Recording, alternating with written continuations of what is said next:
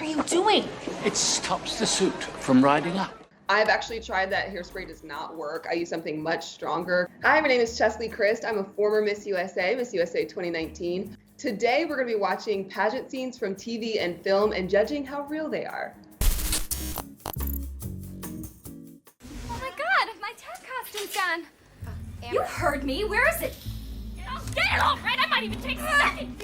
I've competed in, I don't know, almost 20 pageants in my entire lifetime. I've literally never seen something unfold that way. You may see some sort of underlying cattiness between people, but not anything that would be different from what you might see in like a regular workplace. Like I've heard at one international competition, somebody put gum on somebody's dress. You know the rules.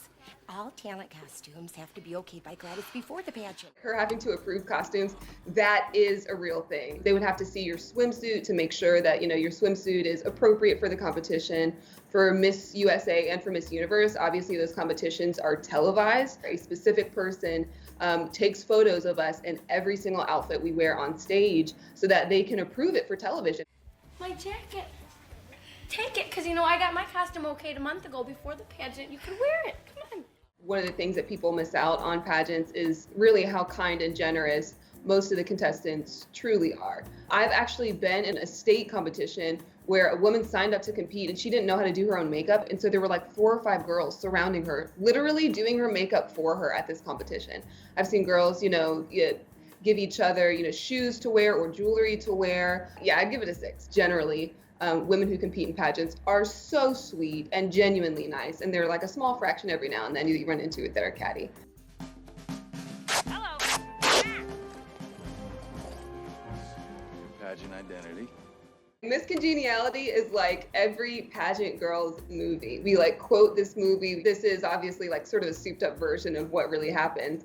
But in a lot of cases, when you win, you have a committee that is there to support you. So when I won my state pageant, we literally had like a retreat weekend. They brought in an interview coach who gave us private interview sessions, went over our resumes with us. We had a makeup artist who brought in makeup that matched our skin tones and gave us a makeup lesson. We had a self-defense coach who came in and talked to us. So it felt a lot like this in one weekend. Hi. Well, my roommate's asleep. That absolutely is real. I've had a roommate. At my state competition, at Miss USA, and at Miss Universe, I've had a roommate. That's it. Excuse me. I am in the middle of a REM cycle over here. Some days, you know, you had to be ready by maybe 6 or 7 o'clock in the morning. And if you think about hair and makeup before then, you're up pretty early. You know, you try to get as much rest as possible, but during pageant week, sometimes it really just isn't possible. So I think I got 5 hours of sleep the night before Miss USA. Hey, what are you doing? It stops the suit from riding up. I think he's spraying hairspray on her bottom. I've actually tried that. Hairspray does not work. I use something much stronger called Firm Grip, which I think is the same product that baseball players spray in their mitts so that they're more sticky and they can catch balls easier. So it's very heavy duty product, but there's other types of glues that we use to keep your bikini on. Otherwise, your swimsuit may end up riding up and you may have like a wedgie and, you know, your butt cheeks may be hanging out of your swimsuit when you walk, and you don't want that, obviously. What, hemorrhoid ointment? It's for the little baggies under your eyes. I haven't really tried. I think some people talk about using Vaseline on your teeth to make sure that your smile it stays on sort of when you're on stage. I've never done that. I think it might make it more difficult to talk, or you might have product, you know, in your teeth, and for those close-ups on television, you can actually see some of that. New Jersey! So our sashes are usually taped to our shoulders on stage so that they don't fall off of our shoulders. Our sarongs, when we compete in swimsuit, after we're done competing and we're just standing, I remember somebody came and literally tied the sarong into my swimsuit so that it wouldn't come off when they were making like the top 10 announcement. So tons of sticky things on our bodies. Turn around. There's only women backstage. My dressers have always been women. Our chaperones are always women. But obviously, you know, pageants have continued to evolve, and we do want to make sure that it's a safe space for people and that people feel comfortable. Describe your perfect date. April 25th, because it's not too hot, not too cold. This poor woman. I have to say, onstage question is by far the most difficult and stressful part of any competition, partly because you're speaking on stage in front of a lot of people. A lot of the times it's the last area of competition. You usually have a really difficult question about some, controversial or polarizing issue. And usually you also have a time limit. If you've competed in a pageant and you haven't messed up your onstage question, have you really competed in the pageant? Let me have some. Oh, yeah. I guess you're gonna be eating some more pizza. In the competitions I've been in, they've typically provided food, especially if you're there for 2 weeks. Obviously, we need food. And usually it's really healthy food. A lot of women are generally eating, really healthy when you're at a competition because you're going to compete in swimsuit and you want to make sure that whatever diet or exercise you put into your prep is still there when you're on stage. I would give it like an 8.5 or 9. And I like that. At the end of the day, Miss Congeniality portrayed women, and a lot of these women were really nice. They were real, they were imperfect, and that's actually what happened. Elbow, elbow, wrist, wrist, wrist. Elbow, elbow, wrist, wrist, wrist. There's a lot of coaching that comes along with pageantry. I love the little wave though. There's actually like a thing. It's like elbow, elbow, wrist, wrist, touch your pearls, blow a kiss. That's sort of like the sort of pageant wave. We don't wave like that anymore. We just wave like regular people. Either you guys like do one of these or like wave like this, or you give like the big wave when you win. This is the big wave where you've got your hand all the way up in the air. That's a thing. Turn your body slowly. Very good. Eye contact here.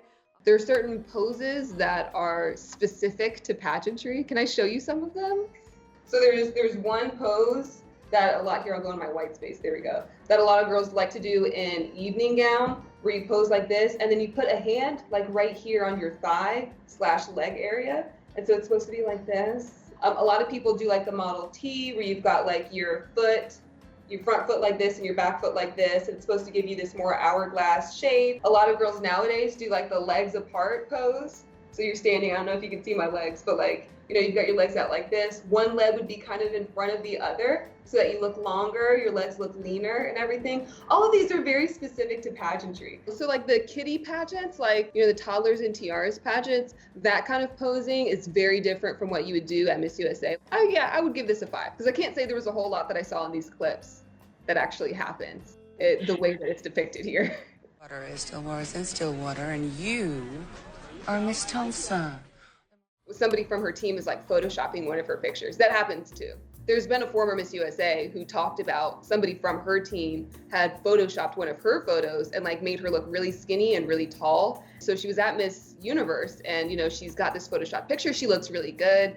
And then she saw some other pictures that some of the on-location photographers had taken that obviously weren't photoshopped, and she said that she felt bad because she was like, did I gain weight since I've been here? And she talks to her old team member and they're like, well, I photoshopped your photo. And she's like, I wish I would have at least known that, or maybe I wish you wouldn't have done that so that I at least had a real perspective on how my own body looks. But it definitely happens. I hope people know that we're not perfect. Obviously we want to put our best foot forward, but just know photoshopping and filtering happens.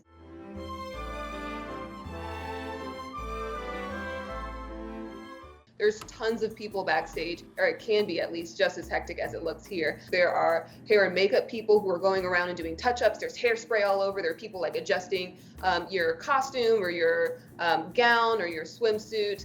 There are, members of the production team back there that are counting down on their radios. I just try to focus on the task at hand and compartmentalize what's going on. Think about, where am I standing? Where do I go after that? If they call my name, where do I step to next? Yeah, I'd give this like a strong 8. And 5, 6, 7, 8.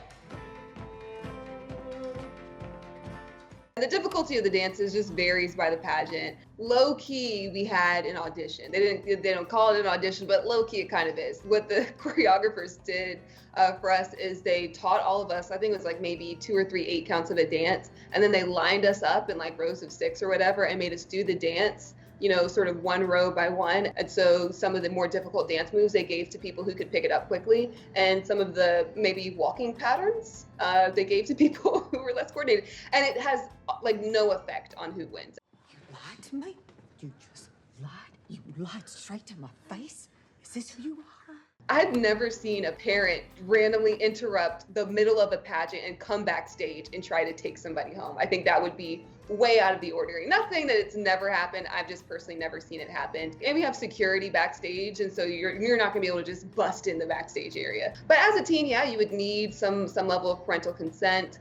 Pageants can be pretty costly, and so as a teen, if you don't have a job, you're gonna need your parents' help, either to pay for your entry fees or to pay for, you know, your makeup, your wardrobe. Now, as far as like having family members not know, that could definitely happen. I remember when I competed my final year at Miss North Carolina USA, I didn't know if I would win, and I gotta tell you, there is nothing that puts more pressure on you than knowing that your friends and family have, you know, driven or flown from far away to watch you compete, have paid for hotel rooms, have paid for tickets, are out there rooting for you, and then have you not win. It's terrible. For this one, I would give it a 7. The parent coming backstage is not super realistic. Here we have Leslie's custom scorecard with categories such as presentation, intelligence, knowledge of herstory. So the judging criteria for every competition is different.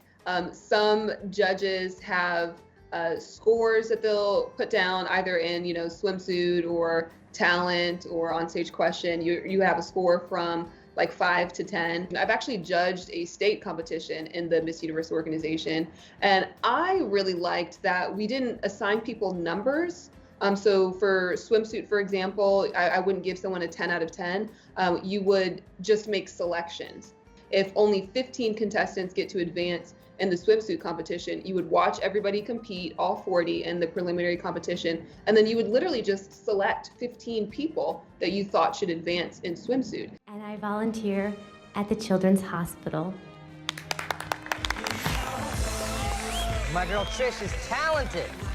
Unless a judge makes, you know, really inappropriate comments or something, I don't see why they would kick them off just for, you know, not being a good judge. What makes a good judge or a bad judge? I mean, you know, I think, like I said, it's really subjective, and, you know, what somebody may appreciate in one contestant, somebody may not be able to stand. What?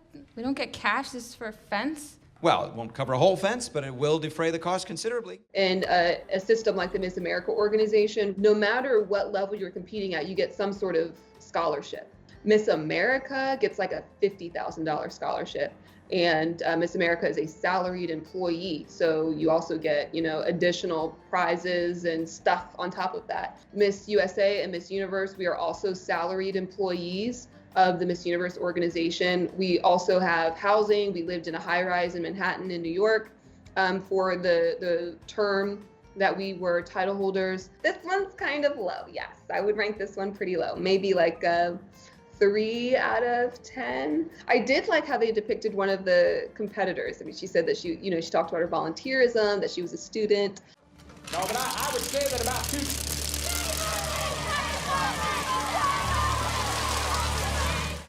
So this particular scene was 1970s. The protesters were part of the women's liberation movement, and this was at Miss World. If something like that happened now, I would assume that security would probably remove those people. Obviously, you know, voicing your opinion and protesting is an important exercise, but we also have a competition going on. We want the women who are given an opportunity to make a change and make a difference. But we have had something similar to this happen, a different kind of protest during the election cycle for 2016.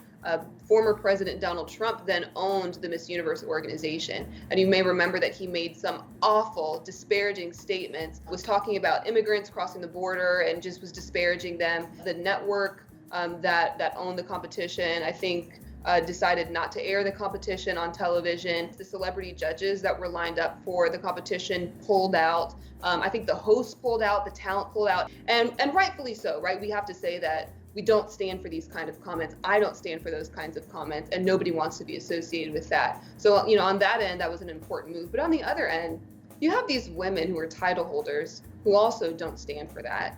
And these women have prepared for a year, and now we're like out of a competition because this man decided to make these awful statements. There were similar protests when, you know, Miss America and Miss USA were happening in the States. And there were many times when women would talk about pageants and say that they, weren't appropriate for the times, or that they were disparaging or objectifying to women. Obviously, I don't believe that, but I think it's important that women and people in general voice their opinions and try to push for progress the way that they see fit. There are people who believe that pageants are just about showing up and being pretty. I've actually had someone say that to me when I was a state title holder. I was standing backstage at an awards show, and this woman walked up to me and she said, "It must be so hard just showing up and being pretty." Being Miss USA opened up so many new opportunities for me. It gave me the opportunity to speak about issues that were incredibly important to me, like, Black Lives Matter, the resurgence of the movement last summer. I talked about, immigration reform. Is Miss Grenada.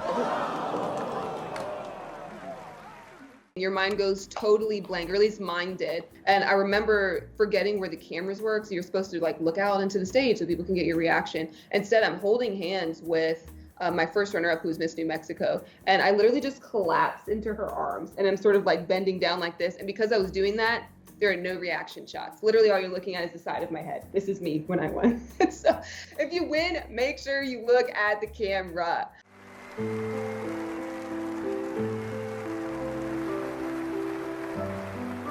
I certainly knew about the landmark title holders in the Miss Universe organization. Like, for example, Carol Gish, who was Miss USA in 1990. She was the first Black Miss USA. And which is crazy to think that in the 70s, we already had a woman of color who had won Miss World. So I feel like Miss World and Miss Universe were obviously far more advanced when it came to racial diversity than some of the competitions in the States. Even today, we're still dealing with some of those issues. We're still dealing with, colorism in competitions. We're still dealing with women feeling like we have to do code switching in competitions rather than just being able to be our authentic selves. So I'd give it like an 8 for the time. Yeah.